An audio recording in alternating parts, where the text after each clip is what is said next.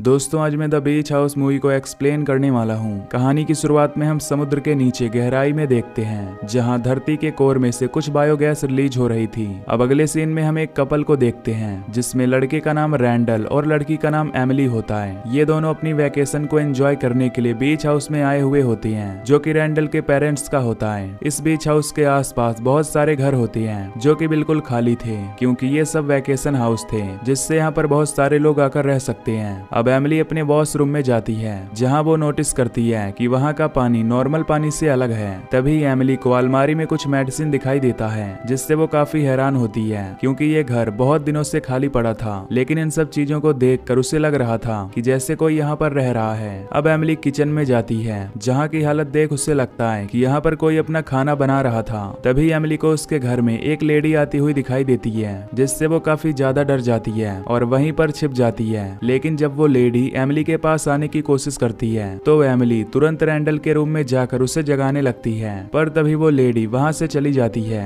अब एमिली और रैंडल पूरे घर को चेक करते हैं जिससे उन्हें वो लेडी मिल जाती है जो कि वहीं छिपी हुई थी। उस लेडी को देख इन्हें ऐसा लग रहा था कि शायद वो इस घर में बहुत दिन से रह रही है, इसलिए रैंडल उससे पूछता है कि तुम कौन हो और यहाँ क्या कर रही हो। इस पर वो लेडी अपना नाम जेन बताती है और कहती है कि वो अपने हस्बैंड मिच के साथ यहाँ बहुत दिन से रह रही है। तभी वहाँ जेन का हस्बैंड मिच भी आ जाता है जो रैंडल को बताता है कि वो उसके फादर का ओल्ड फ्रेंड है जिसने उसे यहाँ रहने के लिए जगह दिया हुआ था। ये सुनकर एमिली काफी अपसेट हो जाती है और मिच से कहती है कि हम लोग कहीं दूसरी जगह रूम ले लेंगे, लेकिन मिच उनसे कहता है कि तुम्हें इसकी कोई जरूरत नहीं है बल्कि तुम हमारे साथ इसी घर में रह सकते हो। अब मिच इन्हें रात को इसी घर में डिनर के लिए इन्वाइट करता है। रैंडल को इस बात से कोई भी परेशानी नहीं थी, पर एमिली इस बात से काफी दुखी थी, इसलिए वो घर के बाहर जाकर बैठ जाती है। तभी उसे एक स्लग दिखाई देता है जिसे देख ऐसा लग रहा था कि उसे कोई अजीब बीमारी है। अब रात में ये सभी लोग एक साथ बैठकर डिनर करते हैं। इस डिनर में जेन ने कुछ ऑयस्टर्स यानी सिप भी लाई हुई थी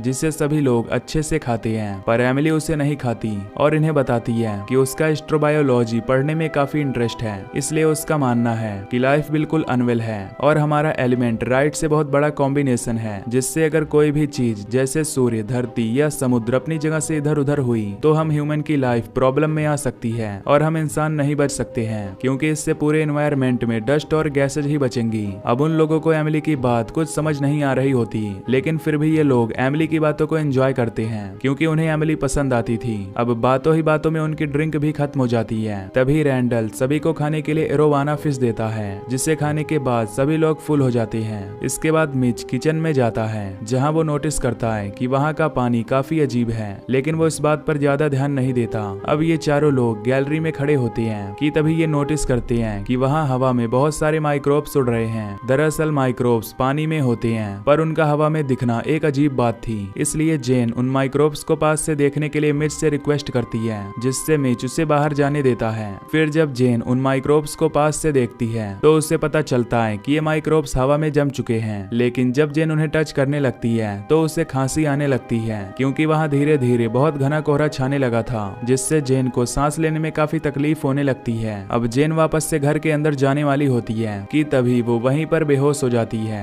दूसरी तरफ जेन जब वापस नहीं आती तो मिच उसे देखने के लिए बाहर जाने लगता है। इधर रैंडल बेहोश पड़ा होता है क्योंकि उसने ज्यादा ड्रिंक कर ली थी। तभी एमिली देखती है कि घर के अंदर फॉग आ रहा है, इसलिए वो घर के दरवाजे को बंद कर लेती है, लेकिन अब एमिली भी फॉग के लपेट में आ चुकी होती है जिससे वो भी बेहोश हो जाती है। दरअसल ये फॉग समुद्र के नीचे धरती के कोर से निकलता हुआ एक बायोगैस होता है जिसे हमने मूवी के स्टार्टिंग में देखा था। खैर अब रात में जब एमिली की आंखें खुलती हैं तो वो देखती है कि जेन को बहुत तेज खांसी आ रही है, इसलिए एमिली जेन को देखने उसके रूम की तरफ जाने लगती है, पर तभी मिच एमिली को देखकर दरवाजा बंद कर देता है। इसके बाद एमिली रैंडल के पास जाती है और उसे जगाकर अपने रूम में ले जाती है जहाँ वो दोनों सो जाते हैं। अब अगले दिन सुबह जब इनकी आंखें खुलती हैं तो रैंडल देखता है कि एमिली का सिर दर्द कर रहा है, इसलिए वो एमिली का मूड फ्रेश करने के लिए बीच पर जाने का फैसला करता है। फिर जब एमिली नीचे जाकर देखती है तो उसे जेन शांत बैठी हुई दिखाई देती है। ये देख एमिली उसके पास आती है जहाँ उसे पता चलता है कि जेन ने अपनी सारी मेडिसिन खाकर खत्म कर दी है जिससे जेन का फेस अजीब तरह से हो चुका होता है। ये देख एमिली एकदम से शॉक्ड हो जाती है और रैंडल के साथ बीच पर चली जाती है। बीच पर ये दोनों रिलैक्स करने लगते हैं, पर तभी रैंडल के पेट में जोर से दर्द होने लगता है जिससे वो एमिली को अकेला छोड़ घर की तरफ जाने लगता है। पर रैंडल जल्द जल्दबाजी में अपने गाड़ी की चाबी और मोबाइल फोन वहीं पर भूल जाता है। अब रैंडल के वहां से जाते ही मिच भी वहां पहुंच जाता है, जिससे जेन की उस हालत के बारे में पता होता है। दूसरी तरफ रैंडल जब हाथ धो रहा होता है तो उसे पानी का रंग और स्मेल काफी अजीब लगता है,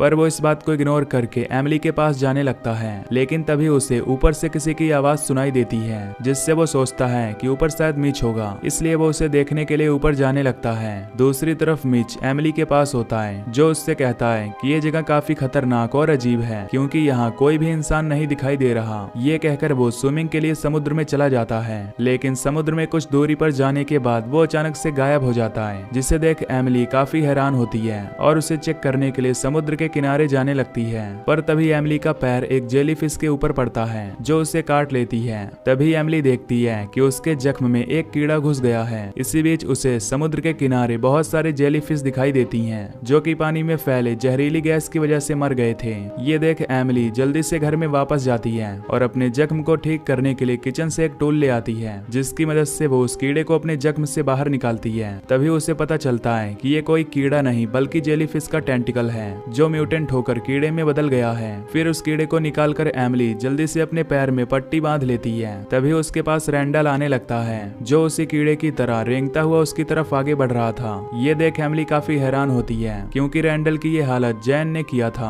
जो कि अब एक ज़ॉम्बी क्रिएचर बन चुकी थी। अब ये दोनों जैन से बचने के लिए यहाँ से भागने की कोशिश करती हैं, पर जैन इनका पीछा नहीं छोड़ती, जिससे पास वाले घर के पास जाकर हेल्प लेने की कोशिश करती हैं, लेकिन इन्हें वहाँ भी कोई रिस्पॉन्स नहीं मिलता। अब एमिली रैंडल से पूछती है कि उसकी ये हालत किसने की, लेकिन रैंडल को कुछ भी पता नहीं होता, इसलिए एमिली वहाँ से भागने का प्लान बनाती है। पर रैंडल अपनी गाड़ी की चाबी बीच पर ही भूल गया था। तभी इन्हें वहाँ पड़ोस का एक आदमी दिखाई देता है, जो जैन की तरह रेंगता हुआ इनकी तरफ आ रहा था। ये देख दोनों वहाँ से भागने लगती हैं। अब रात काफी ज्यादा हो चुकी थी, जिससे चारों तरफ फॉग यानी वो जहरीली गैस छा जाती है। अब ये दोनों रोड पर आगे की तरफ बढ़ने लगती हैं। इस दौरान रैंडल की हालत काफी ज्यादा खराब हो चुकी थी। तभी एमिली को पुलिस की गाड़ी दिखाई देती है, जिसके अंदर चेक करने पर उसे एक रेडियो मिलता है। ये देख एमिली रेडियो के थ्रू हेल्प मांगने की कोशिश करती है। तभी रेडियो से उसे पता चलता है कि ये माइक्रोब्स काफी ज्यादा खतरनाक हैं, जो उसी जहरीली गैस से पूरे टाउन में फैल चुके हैं, इसलिए सभी लोगों को इनके संपर्क में आने से बचना चाहिए और एक जगह छिप जाना चाहिए। ये सुनकर एमिली एक घर की विंडो तोड़ती है, जिससे ये दोनों उस घर के अंदर जाकर खुद को इस फॉग से बचाते हैं। तभी एमिली को वहाँ पर एक टीवी मिलता है, जिसे ऑन करने पर उसे पता चलता है कि ये माइक्रोब्स धीरे धीरे पूरी दुनिया में फैल चुका है,